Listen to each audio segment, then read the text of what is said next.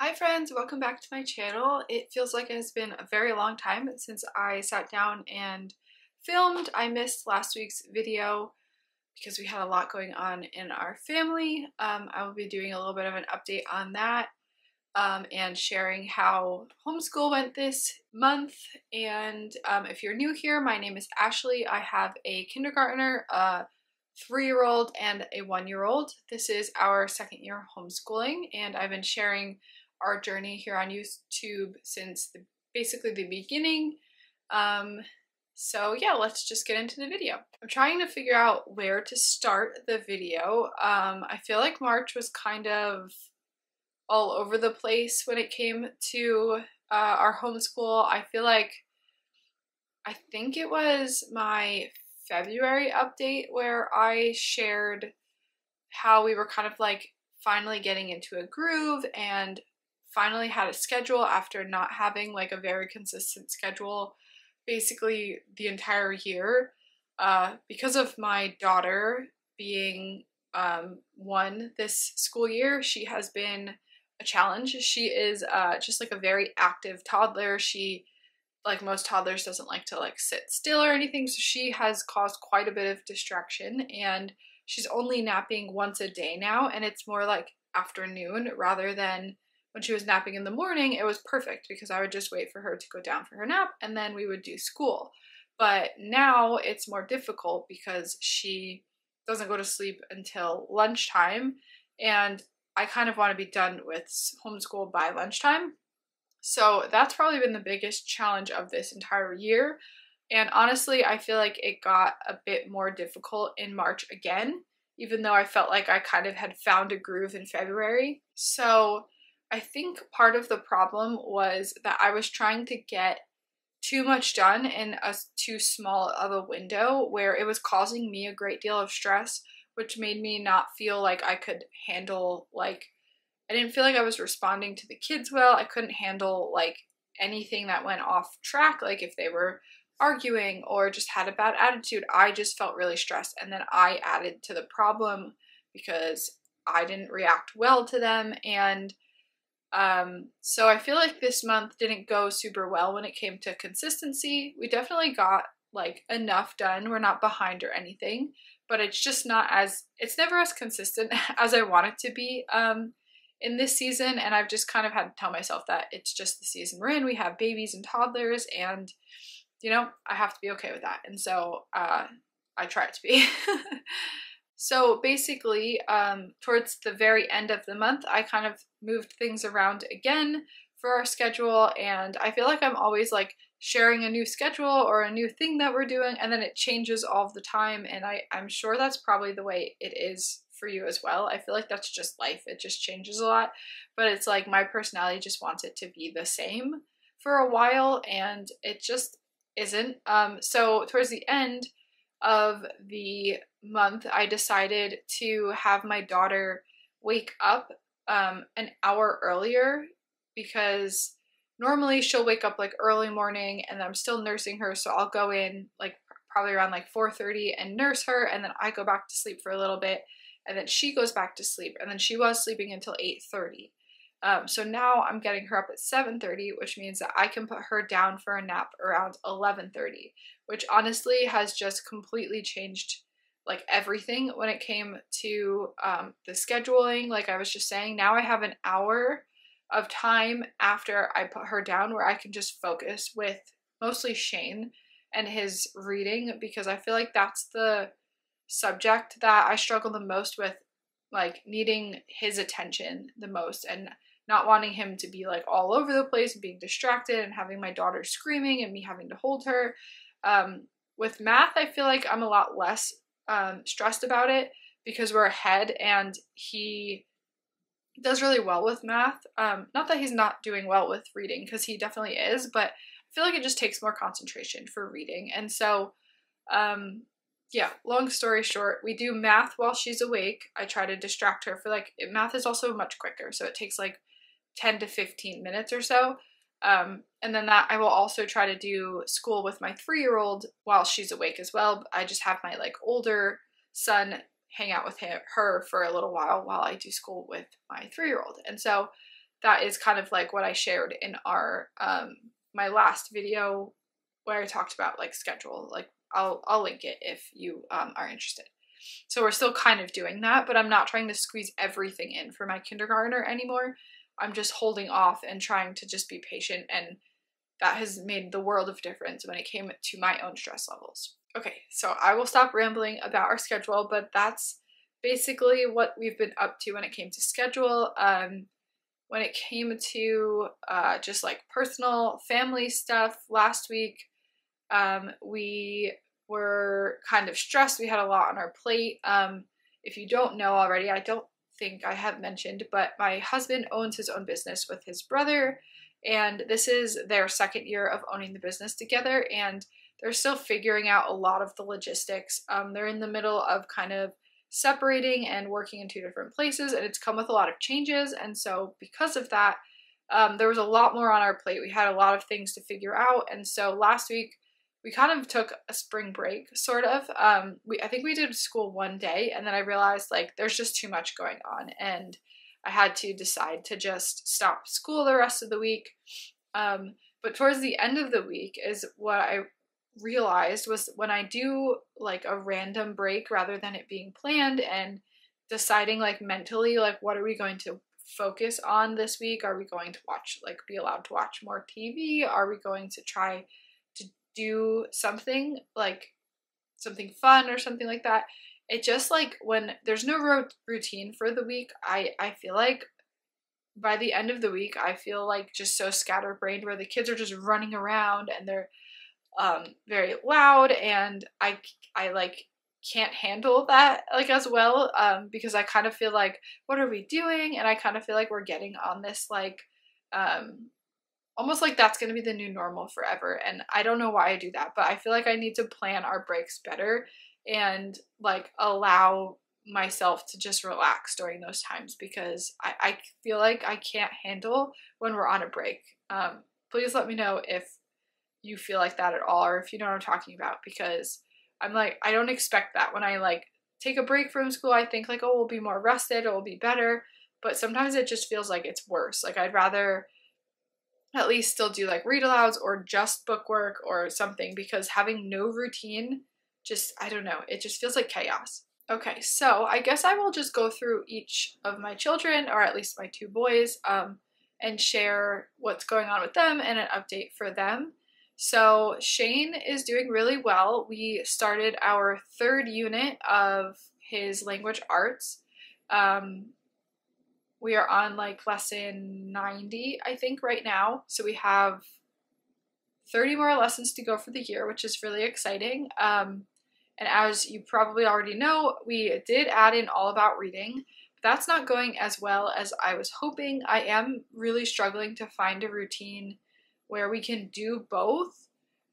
We've made it to, I think, lesson 9 or 10.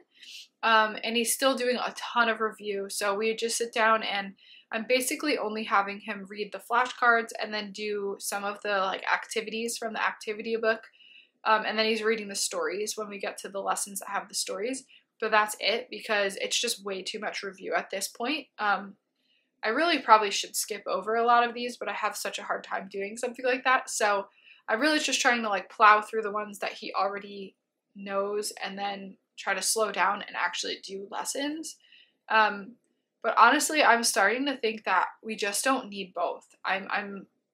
We'll see if we make it through the rest of All About Reading. Maybe we'll do it like along the summer or something, but I have a lot of thoughts. I shared it in my last video about like All About Reading versus The Good and the Beautiful, and I just have a lot of thoughts on like how I just feel a lot more confident in The Good and the Beautiful than I did when I bought All About Reading. I think getting All About Reading is actually what gave me the confidence in The Good and the Beautiful, because I can just see that it's not like better. I know that probably nobody really says it's better. I mean, I guess there's probably some people who do, but it just kind of, I don't know, it's probably better for some kids for sure, but in general, I don't feel like it's better. And I bought it because I felt like I needed to supplement to make sure that he was getting everything he needed.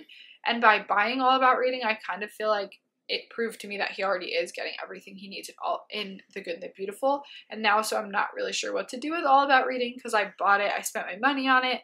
It took me probably like 3 weeks, at least 3 to 4 weeks to prep the whole thing. So I have it all set up now. I think I just finished like the end of last week setting it up. So I'm not really sure. I don't know if I'm going to save it for my next child. I'm not sure I'm totally giving up yet, but we'll see. We'll see how it goes. I've just kind of started adding it in as I can. Like once this week we did it in the afternoon, but we're kind of all just done with school by the afternoons. Like I'm ready to be done with school. My son is really kind of ready to be done. And so that was my original plan, was I would do The Good and the Beautiful in the morning and then just do like 10 minutes of All About Reading in the afternoon. But it just seems to be so hard to find the time to do that. So stay tuned to figure out what I end up doing with both of those language arts curriculums. I'm still honestly not sure. Okay, so for math for Shane, I'm super excited to say that we are like 9 lessons maybe away from finishing the kindergarten Good and Beautiful math. And we did start early in preschool. I kind of did, I don't know, up to maybe 20 lessons-ish with him, and then we paused it, and then I picked it back up in the beginning of kindergarten, and so we're getting so close to being done. I actually printed out The Good and the Beautiful first grade math. He's so excited to like have his first grade math. He thinks it's really fun that he's moving on to first grade, even though he's still like technically in kindergarten. He has a cousin who's in first grade, so he kind of like sees it as like, oh, I'm doing first grade work, although we haven't started it yet. I just finished putting it together today. So I love printing these out and binding them and everything. It's really fun for me, which is kind of funny, but I have it here. I'm going to, I think, buy the math box today as well, because I think it will take probably a good 10-ish days, maybe 7 to 10 days to come in. So I think we have almost like, I think a week and a half left of his kindergarten book, and then we'll move on and take a break whenever we decide we'll be done for the year. So for Riley, I'll just give a little update because I just filmed a video with him, do a lesson with us for The Good and the Beautiful preschool, and he's doing really well. He's actually like picking up quite a few letter sounds. Then he's not, definitely doesn't have them mastered, but he is like getting them right like a lot of the time, which is really exciting and fun, and kind of unexpected, because when I decided to do The Good and the Beautiful preschool with him, he was only 3.5 when we started. It's only a few months later now, so he's not much older, but I wasn't like, I didn't have any expectations for him. I didn't really think he would even remember any or most of the letter sounds, but it's like it's building the foundation very slowly, and so it's mostly just fun to have something to do with him, because he like, when he saw me print out the math for Shane this week, he was like, oh, am I gonna get one too? Like, he just likes having everything that his brother has. And so like I explained to him, next year you're gonna have 4 books, because I'm planning on doing gather round letters and numbers with him. I did the last 2 units with my older son for preschool, and I'm really excited to do all 4 units, I think, with Riley next year. And so I told him like he'll get his own, and he just loves doing it. So it's fun to just have that one-on-one time with him as well, and just have fun doing something structured. So Riley's doing really well. Shane's doing really well. The next thing that I will update you guys on is Gather Round. So if you've been following along for a little while, you know that we started at the pond probably a couple months ago now. We are still currently taking a break from it. We finished half of it, I think. We finished the first student workbook. And then honestly, I just didn't have the time to print out the second student workbook. And so I just stopped doing it for like, I don't know, I think it's been 3 or 4 weeks, something like that. And I was like, oh, I'll just get to it when I get to it. And I think finally now things have slowed down enough in like our personal lives and everything, with Easter being over and everything, and that I'm gonna print out, I think this weekend, the second student workbook, and then start that back up coming this week. I also was thinking with having All About Reading adding in, I was like, it's just too much. Like, I want to do the teacher's guide with them still, because it has the little paragraph about like something in the pond, like whether it's an animal or how the like ecosystem works together. And I really enjoy doing that part with them because they really enjoy it. My older son loves learning stuff like that. And then there's a Bible lesson, which is fun because it's very short and sweet, but I really enjoy it. It's fun to have that to add in too. So I definitely want to finish out the book. We're enjoying it, and I want to get to, there's 2 other ones from their Ready to Read program. And so we're definitely not going to get to both of them this school year. I'm not even sure if I'm going to buy one for the end of the school year. I feel like there won't be enough time. And I don't really know how I'm going to do it next year either, because like I said, I'm going to be doing the one with my middle son, my 3-year-old who will be 4 next year. I'm doing the letters and numbers, which is it's the same format where they like learn about an animal and then they have a little Bible study. And so I figured I'll probably do that as a group, that part, because my older son will definitely want to learn about it as well. And so I don't know if I'm going to want to have 2 in the same day. So I don't know. I'm not sure how to figure that out, but I want to keep learning about the animals, and they have snow and ice and then on the savannah, and I really want to do the on the savannah one, and Shane doesn't want to skip any of them, so he does want to do snow and ice. So I don't know, we'll figure it out in the future, but I think this year we'll probably only end up doing at the pond. And then the last thing that I think I will add in here, at least for schoolwork, is that we finished 2 books from our Sunlight program. We are still trucking along. We've been able to get to a bit more recently, a bit more reading aloud more recently, because my daughter seems to be calmed down a little bit more. She allows me to read to them now, where like, I don't know, a month or 2 ago, she would just like yell the entire time that I was reading and try to like climb into my lap, and it was very difficult to read. And so we kind of took a little break from reading aloud, which I didn't like, but it just had, like, it was what it was. But we started it back up, and so we finished Stories from Around the World. We read through this very slowly, and this one my older son loved. This one, he would consistently tell me that this one is his favorite. So this one, it was cute. A lot of these are just like a lot of like fairy tale, like, well, not fairy tale, they're like kind of like old wives' tales kind of things, like where did the island of Maui come from, stuff like that. It was cute. And then we also finished the Usborne Look Inside Your Body. I highly recommend this book. I'll link these both below if you just wanted to like add these in rather than do all of Sunlight. We didn't follow any of the questions or anything in the Sunlight Teacher's Guide. We're just reading through the stories for these 2 programs. And it has over 100 lift the flaps. So these ones are very fun.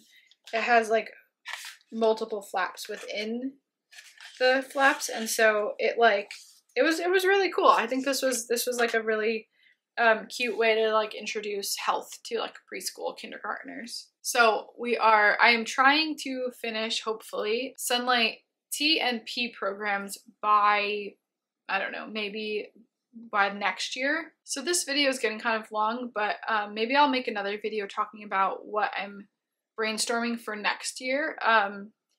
But I am considering doing Build Your Library, which I'm kind of surprised that I'm considering that, but if I make that video, I'll explain all of that in that one. And so I'm hoping to finish both of these Sunlight programs. We kind of push them together for this year, both the T and the P, and then I'm going to start their kindergarten program, which I forget the letter it is, but it's like the world cultures one, when Riley's in kindergarten. So we have not next year, but the year after, Riley will be in kindergarten, Shane will be in 2nd grade. So it will be the perfect age range that they say to do. But so yeah, that's the plan. So I think that is everything that I wanted to update you guys on for the month of March. Please let me know how your homeschool went this month. Also, please let me know if there's anything that you want to see from me, if there's any videos that you would be interested in me making. I would love to hear your feedback, and thank you so much for watching, and I will see you in the next one.